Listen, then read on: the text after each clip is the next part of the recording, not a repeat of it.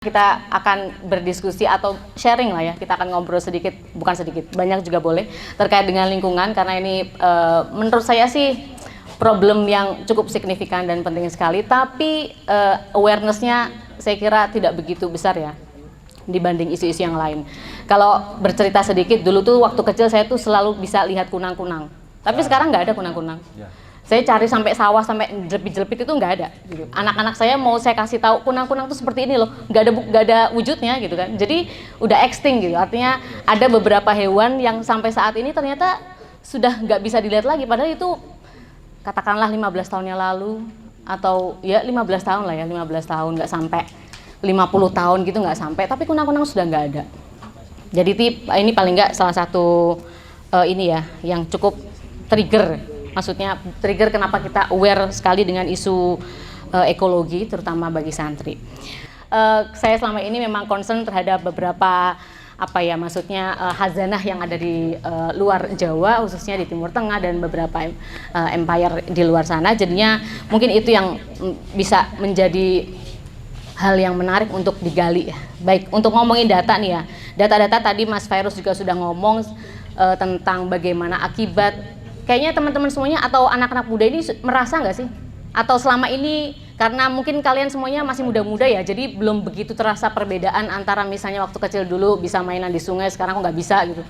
Ya kan, masih ada kan, maksudnya ada pengalaman seperti itu kan. Sekarang udah nggak bisa main di sungai lagi, dulu padahal nyari ikan sepat lah, apalah, mujair lah gitu masih bisa, cetol masih bisa. Sekarang kok sungainya wis kering gitu, nggak bisa. Itu sudah banyak. Kemudian problemnya kalau kita melihat problem umum ya, kalau kita melihat kerusakan lingkungan global, yang pertama tentu saja saya bisa mengatakan modern science atau pengetahuan modern ya, al-ilmul hadis. Ini juga beberapa kali diungkapkan oleh Syed Hussein Nasr dalam beberapa bukunya terkait dengan man and nature segala macamnya, itu bahwasanya modern science ini sangat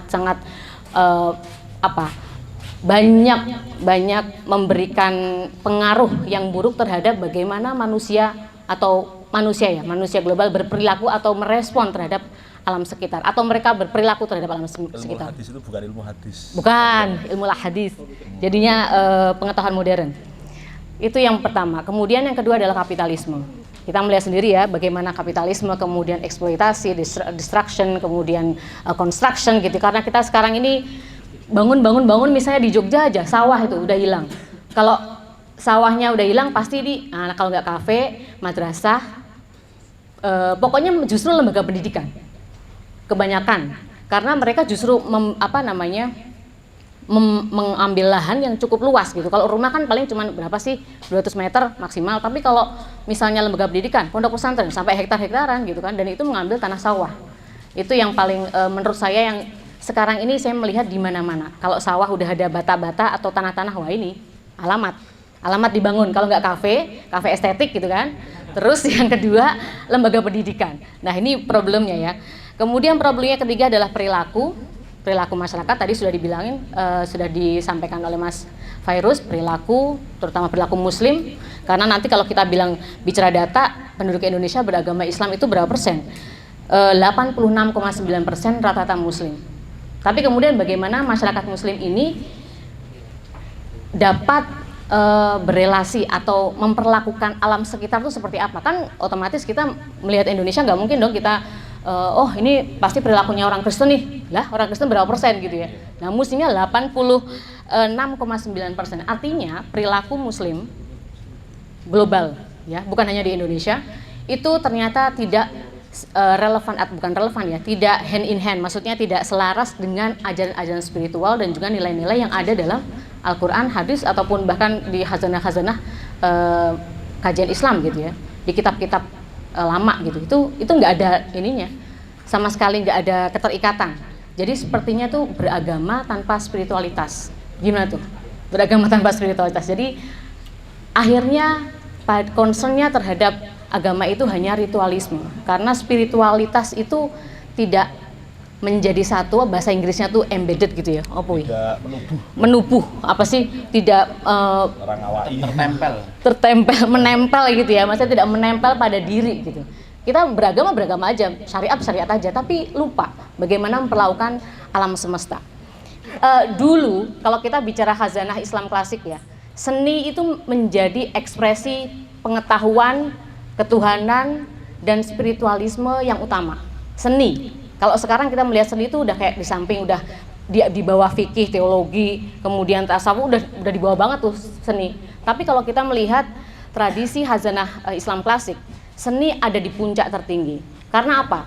Seni adalah ekspresi bagaimana tradisi masyarakat dahulu itu mengekspresikan pengetahuan, kemudian spiritualisme, dan keindahan.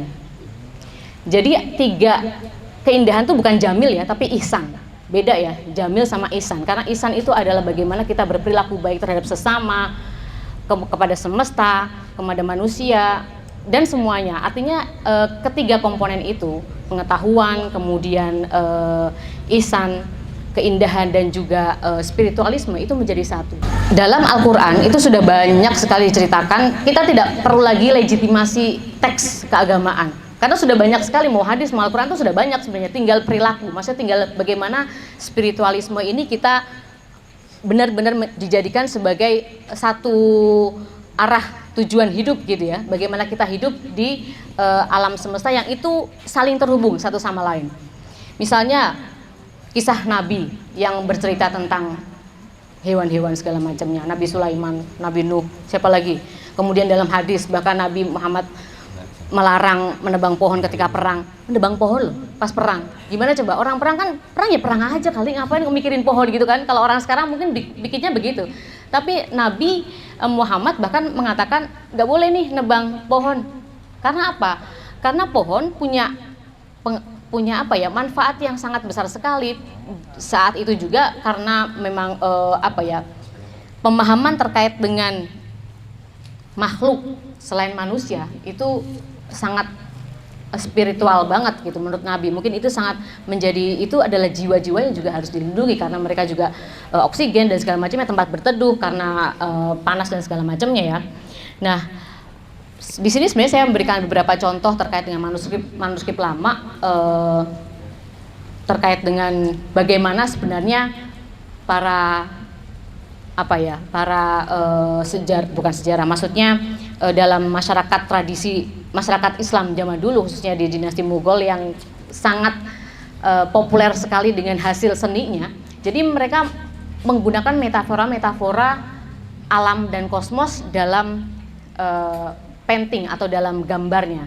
Dan itu salah satunya tercatat dalam bukunya Fariduddin Al-Attar, Mantiqut Thoir ya, yang berbicara tentang perjalanan sufistik manusia. Dalam lukisan itu yang melukis adalah Miskin. Miskin itu adalah seorang pelukis kesayangan dinasti Mughal, Jahangir. Nah, itu dia mendeskripsikan bagaimana metafora kosmik ini menjadi menjadi bagian dari kehidupan perjalanan spiritual manusia. Dan yang kedua juga dia menggambarkan perjalanan kisah Nabi Nuh. Artinya dari awal sejarah peradaban Islam ya, kosmologi menjadi satu bagian penting dalam kehidupan. Kita melihat misalnya, ini tidak hanya terkait dengan pengetahuan ya, tapi juga bagaimana misalnya kalau zaman di peradaban Islam kita melihat bangunan-bangunan, tidak hanya masjid, ada zawiyah, ada sabil, ada khonqah segala macamnya, dan itu semuanya arsiteknya sangat eko banget gitu. Kalau kita ngomong eko banget lah, eco friendly banget gitu. Karena mereka sangat-sangat aware terhadap bagaimana konsep air dalam agama Islam. Konsep air dalam agama Islam kalau kita melihat sekarang ini kan air ya air aja gitu. Tapi enggak, bagi masyarakat dulu, maksudnya dalam tradisi Islam, air sangat suci, sacred. Dia punya fungsi, karena di ayat Al-Quran juga banyak, kehidupan semuanya berawal dari air gitu kan.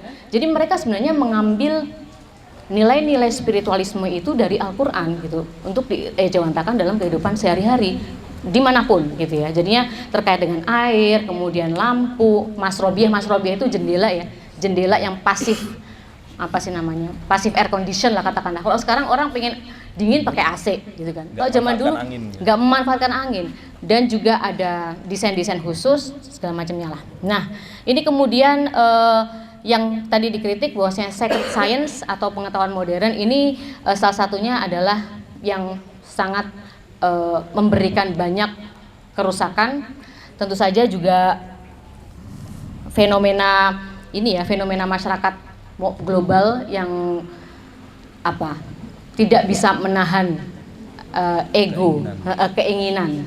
Jadi misalnya saya sendiri gitu ya, tapi saya cukup ini juga, maksudnya concern terhadap lingkungan itu baru setelah saya dari Jerman, Mas.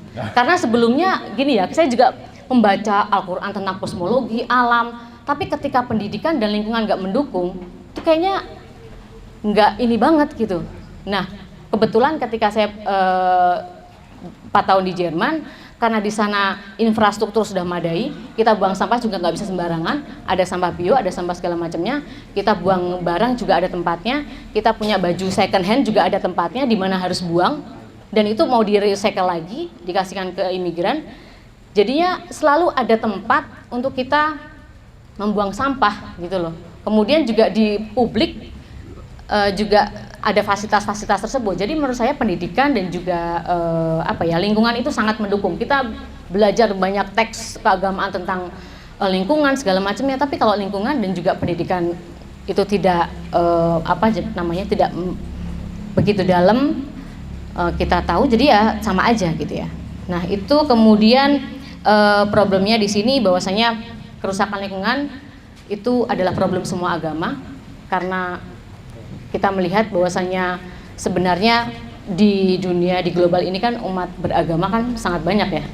Dan untuk sekarang sacred tradition itu tidak perlu dimanain dengan agama, tapi juga nilai-nilai spiritual. Kalau masyarakat barat sekarang kan bukan mereka berarti beragama ya, tapi mereka punya nilai-nilai spiritual. Mereka mencari itu dari mana? Dari alam.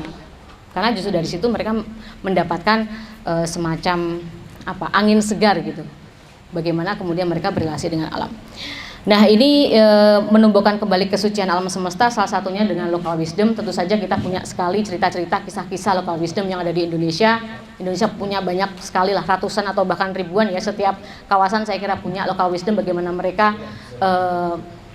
berinteraksi dengan alam. Kemudian yang kedua adalah religious approaches. Jadinya memang dengan pendekatan-pendekatan agama diharapkan mampu untuk paling enggak meminimalisir, karena memang ini kan problemnya sudah problem lama ya. Ini hutang peradaban sebenarnya.